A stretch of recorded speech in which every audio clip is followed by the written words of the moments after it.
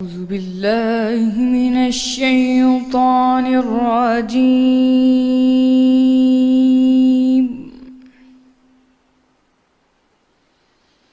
بسم الله الرحمن الرحيم.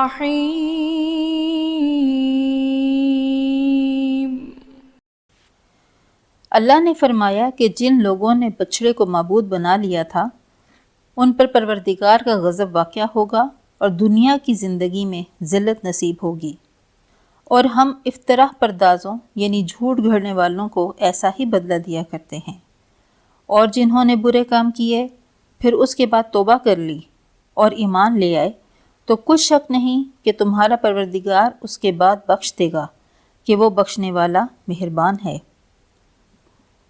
اور جب موسیٰ کا غصہ فروا ہوا تو تورات کی تختیاں اٹھا لیں، اور جو کچھ ان میں لکھا تھا وہ ان لوگوں کے لیے جو اپنے پروردگار سے ڈرتے ہیں ہدایت اور رحمت تھی۔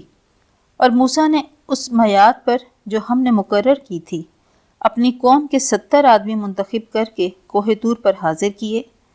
جب ان کو زلزلے نے پکڑا تو موسیٰ نے کہا کہ اے پروردگار، اگر تو چاہتا تو ان کو اور مجھ کو پہلے ہی سے ہلاک کر دیتا۔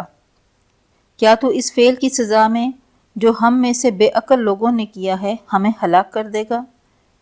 یہ تو تیری آزمائش ہے، اس سے تو جس کو چاہے گمراہ کرے اور جسے چاہے ہدایت بخشے۔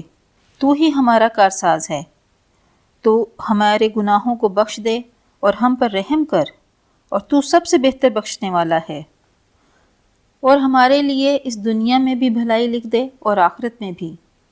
ہم تیری طرف رجوع ہو چکے۔ فرمایا کہ جو میرا عذاب ہے اسے تو جس پر چاہتا ہوں نازل کرتا ہوں، اور جو میری رحمت ہے وہ ہر چیز کو شامل ہے۔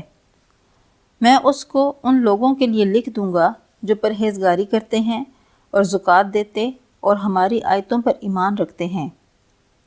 وہ لوگ جو پیروی کرتے ہیں اس رسول کی جو نبی امی ہیں، جن کے اوصاف کو وہ اپنے ہاں تورات اور انجیل میں لکھا ہوا پاتے ہیں، وہ انہی نیک کام کا حکم دیتے ہیں اور برے کام سے روکتے ہیں، اور پاک چیزوں کو ان کے لیے حلال کرتے ہیں اور ناپاک چیزوں کو ان پر حرام ٹھہراتے ہیں، اور ان سے بوجھ اور توق جو ان کے سر پر اور گلے میں تھے اتارتے ہیں۔ تو جو لوگ ان پر ایمان لائے اور ان کی رفاقت یا حمایت کی اور انہیں مدد دی، اور جو نور ان کے ساتھ نازل ہوا ہے اس کی پیروی کی، وہی مراد پانے والے ہیں۔ صدق اللہ